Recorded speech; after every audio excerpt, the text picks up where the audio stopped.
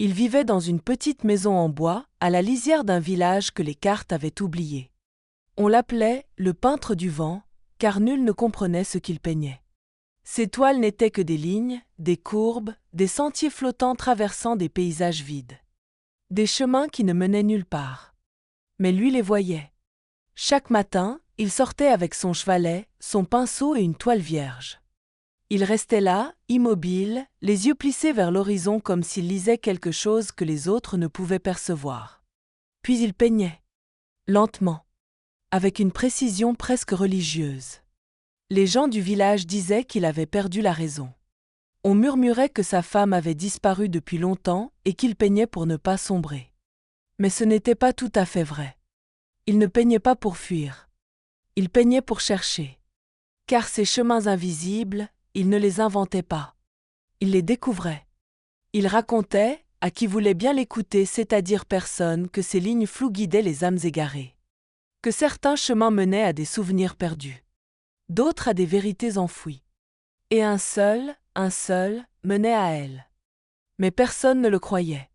Les enfants riaient dans son dos, les adultes détournaient le regard. Pourtant, chaque toile qu'il peignait semblait vibrer d'une énergie étrange. Comme si elle attendait quelque chose. Lui, il attendait aussi. Il attendait que quelqu'un voie.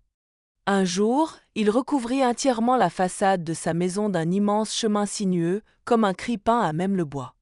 Puis il s'assit devant, le pinceau encore taché de rouge, et ne bougea plus pendant des heures. Les passants ne voyaient qu'un vieux fou et une fresque absurde. Mais si on regardait bien, vraiment bien, on avait presque l'impression que le chemin continuait au-delà du mur. Comme si quelque chose, ou quelqu'un, l'attendait de l'autre côté. Et certains soirs, quand le brouillard tombait, il semblait que les toiles frémissaient. Que les chemins pulsaient doucement, comme des veines sur la peau du monde. Le peintre, alors, souriait à peine. Et peignait encore. Toujours le même chemin. Le village de Virlune était aussi ancien que discret. Perché entre deux collines boisées, il semblait vouloir se faire oublier, replié sur lui-même comme un vieux livre refermé depuis trop longtemps. On y naissait, on y vivait, on y mourait toujours dans le silence des choses non dites. Les maisons étaient faites de pierres épaisses, les volets rarement ouverts. Une seule route y menait, sinueuse et cabossée, et personne ne venait jamais par hasard. Le temps semblait figé. Les horloges s'arrêtaient souvent, comme pour ne pas déranger le calme pesant de ses habitants. Mais surtout, il y avait les portes. Chaque maison, chaque grange, chaque cave avait une porte condamnée, scellée par des planches, des chaînes ou parfois même, par du sel. Personne ne parlait de ces portes. Elles faisaient partie du décor. Les enfants étaient élevés pour ne jamais y toucher, encore moins poser de questions. C'était la règle. Et cette règle n'avait jamais été transgressée. Pas une fois. Même les plus téméraires n'osaient pas. Il suffisait d'un regard des anciens pour rappeler que certaines choses restaient fermées, pour une raison. Le peintre, lui, était arrivé là 30 ans plus tôt. On ne savait pas d'où il venait, ni pourquoi il avait choisi ce lieu figé dans ses mystères. Il n'était pas natif de Virlune, et cela suffisait pour qu'on le tienne à distance. Il n'avait jamais posé de questions sur les portes. Il les avait simplement regardées. Longuement. Parfois, il posait sa main sur l'une d'elles et restait là, en silence, comme s'il essayait d'écouter à travers le bois. Puis il repartait, sans un mot. Certains disaient qu'il peignait pour ouvrir ses portes. D'autres, qu'il cherchait celle qui conduirait à un ailleurs. Un lieu que le village, lui, s'efforçait d'oublier. Mais ce que nul ne savait, c'est que lui aussi avait une porte scellée dans sa maison. Une porte qu'il n'avait jamais peinte. Une porte qu'il n'avait jamais osé franchir. Et chaque nuit, cette porte grinçait. Juste un peu. Comme pour lui rappeler qu'il ne pourrait pas fuir éternellement ce qu'il était venu chercher. Un soir, il y déposa une seule chose, un petit pinceau trempé dans l'encre noire. Chaque tableau qu'il peignait était une carte. Une carte incomplète, fragmentaire, mais étrangement cohérente.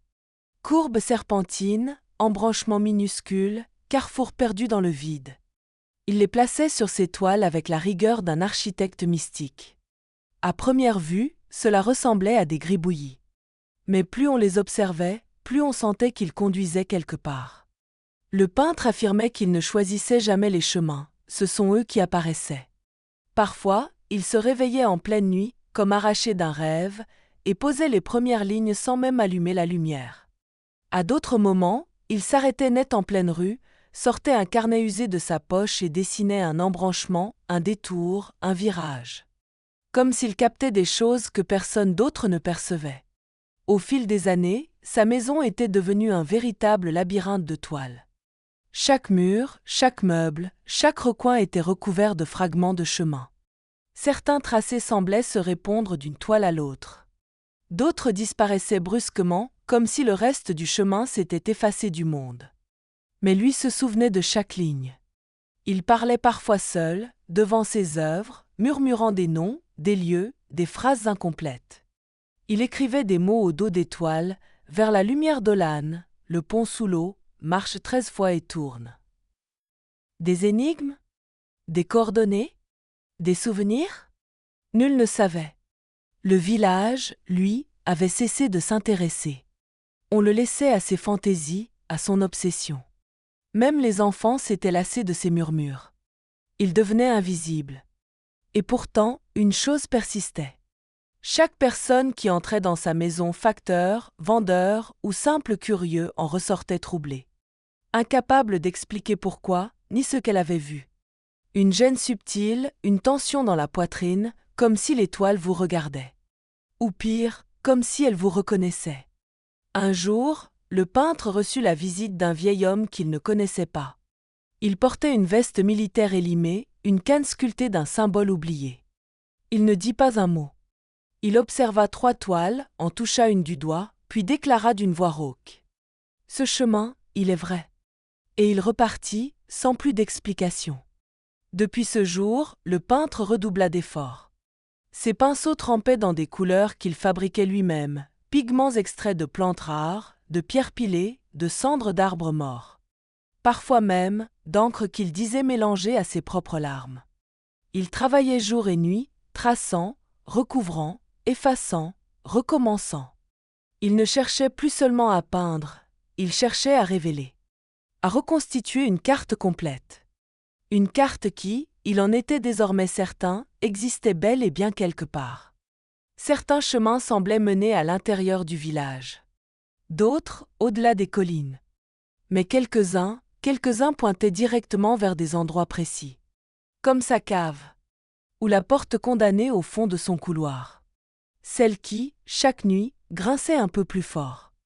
Il ne savait pas encore où ces chemins menaient. Mais il savait qu'un jour, quelqu'un les suivrait. Et alors, tout changerait. Il s'appelait Nilo. 8 ans, des yeux trop grands pour son visage et un silence tenace qui inquiétait ses professeurs. Il ne jouait pas, ne criait pas, ne courait pas comme les autres. Il observait.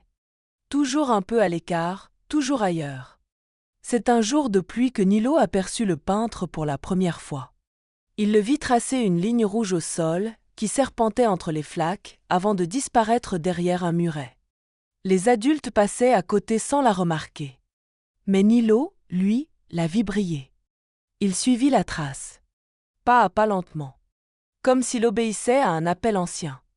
Le chemin montait entre 2 haies sauvages, longeait une grange abandonnée, contournait un puits bouché.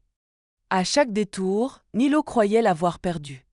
Mais en regardant bien, toujours, elle réapparaissait. Elle ne le menait jamais au même endroit, et pourtant, il sentait qu'elle savait où il allait. Quand il revint chez lui ce soir-là, ses chaussures étaient pleines de boue, son pantalon déchiré, ses yeux brillants d'une lumière étrange. Dès le lendemain, il recommença. Chaque jour, après l'école, il partait. Toujours seul. Toujours sur ces lignes invisibles que personne d'autre ne voyait. Il notait parfois des symboles dans un petit carnet bleu. Il dessinait des cartes. Des fragments. Des schémas qui ressemblaient étrangement à ceux du peintre. Et un jour, leurs regards se croisèrent. Le vieil homme le vit au coin d'une ruelle, accroupi, la main posée exactement là où la ligne passait. Le peintre ne dit rien. Mais dans son regard, il y avait à la fois de la peur et de l'espoir. Car c'était la première fois que quelqu'un voyait vraiment. Nilo se mit à venir chez lui. Sans frapper. sans parler. Il entrait, posait son carnet sur la table, regardait les toiles, et repartait. Une étrange complicité s'installa, faite de silence partagé et de gestes calmes. Le peintre, pour la première fois, ne se sentait plus seul dans sa quête. Un jour, Nilo montra une de ses cartes. Elle représentait un sentier que le peintre n'avait pas encore peint, mais qu'il reconnaissait. Un sentier qu'il avait seulement rêvé. Cela le troubla profondément. « Tu as vu ça où » demanda-t-il enfin. « C'était là » répondit Nilo simplement en désignant son front. « Puis dans le jardin, derrière l'arbre. Le chemin passait par moi. Et un matin, alors qu'il peignait un nouveau tracé sur le sol de son salon, Nilo s'approcha et murmura. « Celui-là, je l'ai déjà vu. Il mène à la maison aux 3 pierres. Là où le vent s'arrête. » Le peintre s'arrêta net. Ce chemin, il ne l'avait jamais montré à personne. Il ne l'avait même pas encore terminé. Ce jour-là, quelque chose changea. Le peintre ouvrit une boîte qu'il gardait cachée sous son lit depuis des années. À l'intérieur, soigneusement enroulé dans un tissu usé, reposait un pinceau dont le manche était teinté d'un rouge si profond qu'il semblait presque vivant. Il ne l'avait utilisé qu'une seule fois. La nuit où elle était partie. Il le tendit à Nilo sans un mot. Le garçon le prit, instinctivement, comme s'il savait que ce moment viendrait. Le pacte venait d'être scellé. Ils commencèrent à peindre ensemble. Pas sur des toiles, mais sur les murs, les sols, les pierres dehors, les troncs des arbres. Les chemins prenaient forme comme s'ils avaient toujours été là, et que le pinceau ne faisait que les révéler. Le rouge du pinceau brillait sous la lune, vibrant comme du feu liquide. Les lignes ondulaient légèrement, comme si elles respiraient. Mais peindre avait un prix. Les nuits devinrent plus agitées. Le peintre rêvait de portes qui s'ouvraient seules, de silhouettes masquées, de visages sans yeux. Nilo, lui, se mit à parler en dormant. Il murmurait des choses incompréhensibles, des noms oubliés, des lieux effacés du monde. Parfois, il se levait en pleine nuit pour dessiner un nouveau symbole, les yeux encore fermés. Et puis il y eut les marques. Sur le bras gauche de Nilo, une fine ligne rouge apparut. Puis une autre, comme des veines peintes sous la peau. Le peintre voulut arrêter, le protéger, brûler le pinceau. Mais Nilo refusa. « C'est le chemin, dit-il. Il est en moi maintenant. » Alors ils continuèrent. Ensemble, ils retracèrent un ancien cercle près de la vieille église. Une forme oubliée, dissimulée depuis des décennies. En la peignant, le vent s'arrêta brusquement. Les oiseaux se turent. Un silence pesant tomba sur le village. Le soir même, la porte scellée du peintre grinça plus fort que jamais. Et dans un claquement sec, elle s'entr'ouvrit d'1 centimètre. Ils ne l'ouvrirent pas. Pas encore. Mais ils comprirent que ce qu'ils réveillaient n'était pas seulement un souvenir. C'était un appel. Un appel à retrouver quelque chose. Ou quelqu'un. Ce qu'ils ne savaient pas encore, c'est que d'autres, ailleurs, avaient ressenti ce frisson dans l'air. Et que les portes, dans certaines maisons, recommençaient à vibrer. Un chien hurla dans la nuit. Une veilleuse clignota sans raison. Une pierre, dans le jardin de Nilo, se fendit en 200 bruits. Le pinceau rouge ne reposait plus jamais. Il dessinait même quand personne ne le tenait. Depuis plusieurs jours, une brume épaisse enveloppait Virlune. Elle ne venait pas du ciel, mais semblait monter du sol, comme si la terre elle-même expirait un secret ancien. Les habitants, d'abord méfiants, s'étaient repliés chez eux. Les volets claquaient, les rues se vidaient, les silences devenaient lourds comme des présages. Le peintre et Nilo continuaient à tracer les chemins. Chaque ligne révélée semblait faire frissonner l'air, comme si l'espace devenait poreux, fragile. Ils peignaient vite, de plus en plus vite, guidés non plus par la volonté, mais par une nécessité. Quelque chose approchait. Ils le sentaient dans leurs os, dans leurs rêves, dans les regards fuyants des passants qui savaient mais ne disaient rien. Un matin, Nilo se présenta avec un objet étrange, un petit miroir rond, terni par le temps. Il disait l'avoir trouvé enfoui sous les 3 pierres du chemin. Lorsqu'on y regardait, les lignes invisibles devenaient visibles. Elles apparaissaient en rouge sombre, dansant comme des serpents sur le sol. Le miroir était une clé. Et soudain, tout s'accéléra. La brume se fit plus dense. Le village entier devint un labyrinthe spectral. Les portes scellées vibraient doucement, certaines s'ouvraient d'un millimètre avant de se refermer aussitôt. Des murmures s'élevaient la nuit, dans une langue oubliée. Des symboles anciens apparaissaient brièvement sur les murs, puis disparaissaient dans l'humidité. Et dans la cave du peintre, derrière la porte autrefois fermée, un chant surmontait. Bas, profond, comme le cœur battant d'un monde oublié. Ils ouvrirent. Derrière la porte, il n'y avait ni pièce, ni mur, seulement un chemin. Un sentier de lumière rouge, suspendu dans le vide, flottant dans un espace sans horizon. Ils ne sentaient rien. Ni chaleur, ni vent. Juste un silence absolu et au loin, une silhouette. Elle était là. La femme du peintre. Ou du moins, quelque chose qui lui ressemblait. Son visage était flou, changeant, comme un souvenir mal fixé. Elle tendait la main. Il voulut avancer, mais Nilo le retint. Pas encore. Il manque une dernière ligne. Ils ressortirent. Dans la brume, les chemins commençaient à se rejoindre, à former un motif. Un grand cercle au centre duquel se trouvait la vieille fontaine du village, sèche depuis un siècle. Là, ils peignirent ensemble le dernier trait. Le pinceau vibra, se mit à chauffer dans leurs mains. Le sol trembla légèrement. Un bruit sourd, semblable à un tambour sous la terre, retentit. Puis, tout devint calme. La brume se dissipa d'un coup, comme aspirée par le ciel. Les portes cessèrent de vibrer. Les ombres retournèrent dans les recoins. Le silence retomba. Mais il n'était plus pesant. Il était attentif. Ils retournèrent dans la cave. La porte était grande ouverte. Et au fond, le chemin flottait toujours. Mais cette fois, il ne menait pas seulement à elle. Il menait à la vérité. Et derrière cette vérité, une mémoire. Le peintre sentit ses jambes faiblir. Nilo, sans mot dire, lui tendit la main. Ensemble, ils franchirent la première pierre du sentier, là où la lumière changeait. Et à cet instant précis, quelque chose de très ancien se souvint d'eux. Le chemin flottant les mena à un espace sans contour. Un lieu hors du temps, suspendu dans une lumière rouge pâle, presque liquide. Il n'y avait pas de sol sous leurs pieds, mais une sensation de stabilité étrange, comme si leurs pas étaient portés par une mémoire ancienne. Là, au centre de ce néant rougeoyant, se trouvait un chevalet. Sur ce chevalet, une toile blanche, immense. Vide. Le peintre s'approcha en silence. Il comprit. Il sut. Ce tableau, c'était le dernier. Celui qu'il avait toujours attendu de peindre. Celui que toutes les lignes, tous les chemins, toutes les toiles précédentes annonçaient depuis toujours. Mais il ne pouvait pas le peindre seul. Nilo s'avança. Il sortit le pinceau rouge. Sa main tremblait, mais ses yeux étaient fixés sur la toile.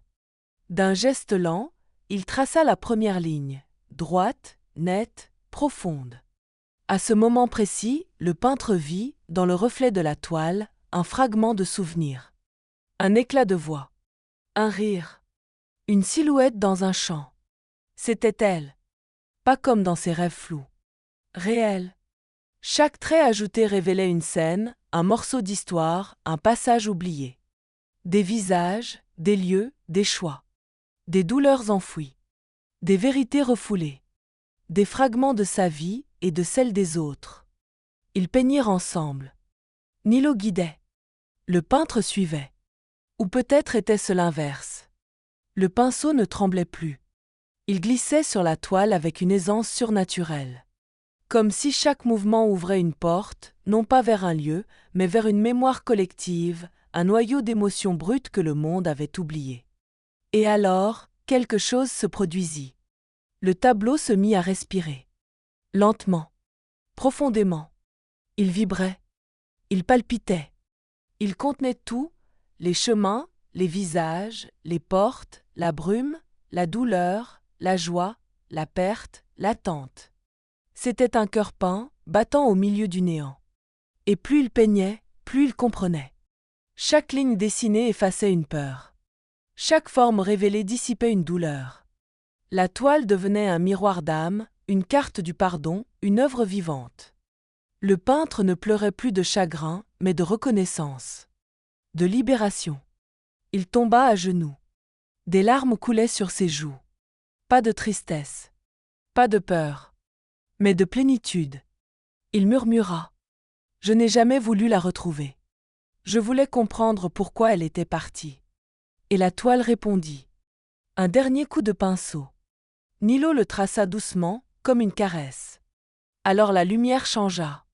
Le rouge se transforma en or, puis en blanc éclatant.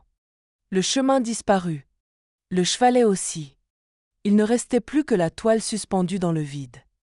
Et sur cette toile, une porte. Elle s'ouvrit lentement. De l'autre côté, le champ. Le champ du souvenir. Elle y était. Immobile. Elle souriait. Le peintre se leva. Il se retourna vers Nilo, le remercia d'un regard. Puis il franchit la porte. Sans un mot. Et pendant un instant, tout s'arrêta. La toile s'effaça. Nilo se retrouva seul dans le vide. Mais il n'avait pas peur. Dans sa main, le pinceau rouge brillait doucement. Il sourit. Et fit un pas en arrière. Un nouveau chemin venait d'apparaître sous ses pieds. Le pinceau rouge ne brillait plus. Il reposait maintenant dans une boîte de bois clair, soigneusement rangée dans un tiroir que Nilo ouvrait rarement. La maison du peintre était vide, silencieuse, mais les murs semblaient encore vibrer du souvenir de ses toiles. Nilo y venait parfois, seul, pour marcher entre les tableaux suspendus, désormais figés dans un silence apaisé. Le village, lui, avait changé. Les portes ne grinçaient plus. Certaines s'étaient ouvertes d'elles-mêmes, d'autres avaient été retirées sans un mot. Les habitants, sans comprendre pourquoi, semblaient respirer plus librement. Une légèreté nouvelle planait dans l'air, comme si un poids invisible avait disparu. Mais personne ne parlait du peintre. Comme s'il n'avait jamais existé. Sauf Nilo. Il continuait à marcher sur les anciens chemins. Parfois, une ligne rouge réapparaissait un instant sous la lumière du matin, puis disparaissait comme un souvenir qui se dissout. Il savait qu'il ne devait pas chercher à les retrouver. Car ces chemins ne sont pas faits pour aller quelque part. Ils sont faits pour retrouver quelqu'un. Ou une part de soi. Des années passèrent. Nilo grandit. Il devint un jeune homme, puis un adulte. Il ne peignait plus. Mais parfois, il rêvait. Dans ses rêves, la toile réapparaissait, toujours blanche, toujours suspendue. Et il sentait, au fond de lui, que tout cela n'était pas terminé. Un soir, alors qu'il errait près de la vieille fontaine, un enfant s'approcha. « Tu vois les lignes, toi aussi ?» demanda-t-il timidement. Nilo ne répondit pas tout de suite. Il sourit. Lentement.